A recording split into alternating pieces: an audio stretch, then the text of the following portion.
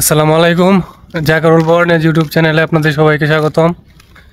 তো আজকে আমি কথা বলবো, আপনারা যারা রাশিয়াতে স্টুডেন্ট ভিসায় আসবেন কিন্তু এখন পর্যন্ত আবেদন করার নাই, আজকে ভিডিওটা তাদের জন্য খুবই গুরুত্বপূর্ণ। আপনারা যারা রাশিয়াতে স্টুডেন্ট ভিসায় আবেদন করবেন, মোটামুটি টাইম প্রায় ওভার হয়ে যাচ্ছে। এখন পর্যন্ত যারা করেন নাই তাদের জন্য এটা হচ্ছে হাই টাইম। কারণ এখন যদি আবেদন না করেন সেক্ষেত্রে মোটামুটি এমনিতেই তো প্রায় রাশিয়াতে 80% ইউনিভার্সিটিতে আবেদন কমপ্লিট। তো আপনাদের চয়েস মতো এখন যে কোনো স্টেটে আবেদন করতে পারবেন না, অলরেডি আবেদন শেষ। কিছু কিছু ইউনিভার্সিটি বা কিছু স্টেট আছে এগুলোতে আপনারা আবেদন করতে পারবেন। তো আজকে ওই রকম কয়টা স্টেট বলবো যেগুলোতে এখন পর্যন্ত আবেদন শেষ হয় নাই বা কিছুদিন আগে শুরু হয়েছে, তো ওইগুলোতে আপনারা চাইলে আবেদন করতে পারবেন। যদি মস্কোর কথা বলি, মস্কো আবেদন করতে পারবেন। মস্কোতে অনেক ইউনিভার্সিটিতে আবেদন করতে পারবেন। তো মস্কোর বাইরে কয়েকটা স্টেট আছে, এগুলোতে আবেদন করতে পারবেন। তার মধ্যে আপনারা যদি বর্নে যে করেন, বর্নে স্টেট অফ ইঞ্জিনিয়ারিং ইউনিভার্সিটিতে, ওটাতে চাইলে আপনারা আবেদন করতে পারেন। তারপর হচ্ছে কাজান স্টেটে আপনারা ইউনিভার্সিটিগুলোতে আবেদন করতে পারবেন, ওইটাতে আবেদন এখনো শেষ হয় নাই। তারপর আরমু একটা স্টেট আছে, ওইটাতে আবেদন করতে পারবেন। তাজিকিস্তান, ওইটাতেও আবেদন করতে পারবেন। তবে এগুলোর মধ্যে সবচেয়ে ভালো হয় আপনার যদি কাজান করতে পারেন। কাজান হচ্ছে টিউশন ফি অ্যাডভান্স করা লাগবে, এটাই হচ্ছে প্রবলেম। আর বর্ণে যেও করতে হবে, তবে অল্প পরিমাণে, এত বেশি না।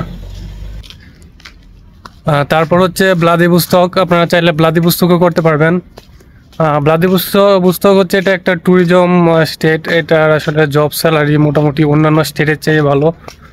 ওই স্টেটে যদি জব করেন সেক্ষেত্রে মোটামুটি একটা ভালো র্যাঙ্কের স্যালারি আসবে আপনাদের।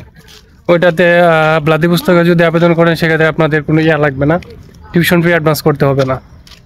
আর একটা বিষয় হচ্ছে মস্কোতে আপনারা যারা প্রথম আবেদন করছেন, দেখা যায় 50% অথবা 30% টিউশন ফি অ্যাডভান্স করলে আপনারা আবেদন করতে পারছেন। কিন্তু এখন মস্কোর সব ইউনিভার্সিটিতে দেখা যায় ফুল টিউশন ফি অ্যাডভান্স করা লাগে।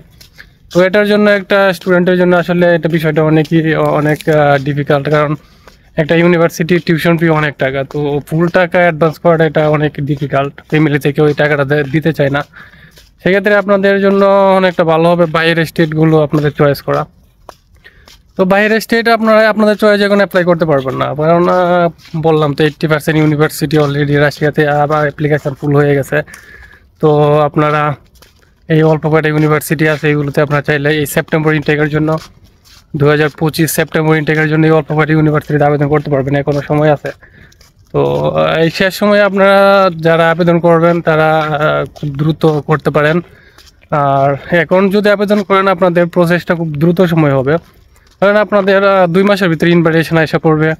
আগস্টের শেষের দিকে যদি আসে তাহলে সেপ্টেম্বরে রাশিয়াতে ঢুকতে পারবেন। আবেদন করার জন্য আমি বরাবরই বলি যে আপনার এলাকার বন্ধু বান্ধব আশেপাশের যদি কেউ থাকে তারা দিয়ে যদি আবেদন করাইতে পারেন, মানে আপনার পরিচিত, খুব কাছের পরিচিত রাশিয়াতে আছে এরকম কারো দিয়ে যদি আবেদন করাইতে পারেন সেক্ষেত্রে আপনাদের জন্য খুবই ভালো। তারপর আপনারা চাইলে রাশিয়াতে আছে এমন সিনিয়র বাইরে দিয়েও করাইতে পারেন, অথবা আপনারা কোনো এজেন্সির হেল্প নিতে পারেন। আপনাদের মন খুশি, মানে জাস্ট আপনারা অ্যাপ্লাইটা করতে পারলে হলো। আর যাকে দিয়ে অ্যাপ্লাই করবেন ফাইলটা টোটালি সেই প্রসেসিং করবে, তো এটা নিয়ে কোনো টেনশনের কারণ নাই। এটা একটা নর্মাল প্রসেস স্টুডেন্ট বিষয়। এগুলো ডকুমেন্টস 2 নম্বর ডকুমেন্টস দেওয়ারও কোনো সিস্টেম নাই বা প্রতারিত হওয়ারও কোনো সিস্টেম নাই।